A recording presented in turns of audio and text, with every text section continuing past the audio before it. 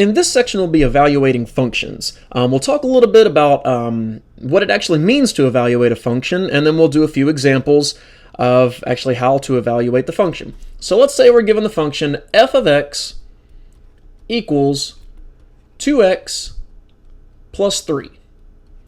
F of x equals 2x plus 3. This is our function that we're given, and we're going to evaluate it for various values of x. So let's say we want to find f of 1. F of 1. So what do we do here? Well, we're actually being asked to evaluate a given function for a particular value.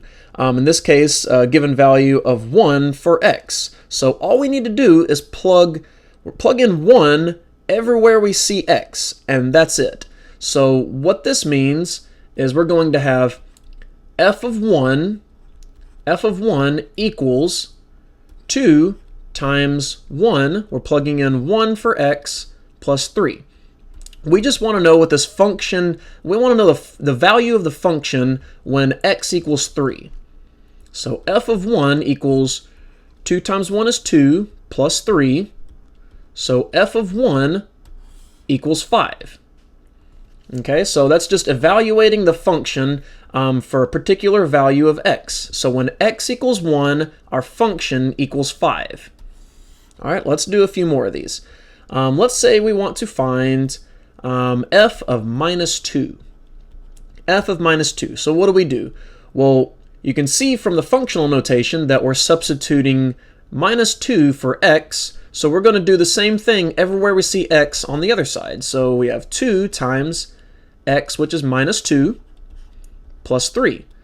And we simply find the value of this. We have 2 times minus 2, which is a minus 4, plus 3 equals minus 1.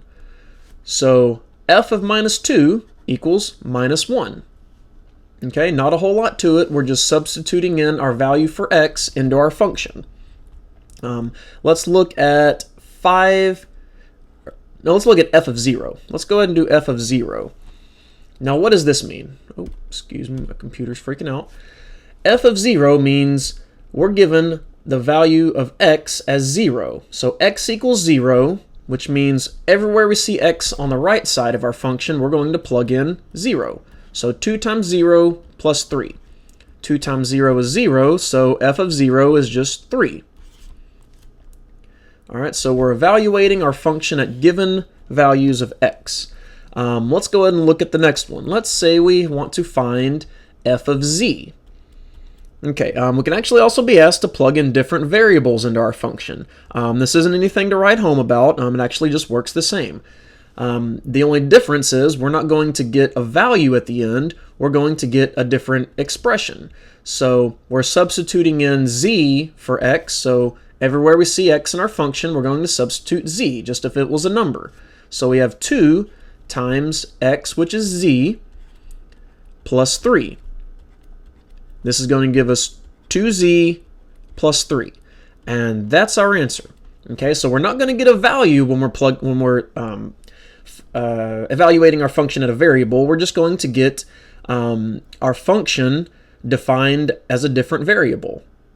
All right, so it's just going to be a different notation here. So we're not going to get a value. We're going to get a different expression.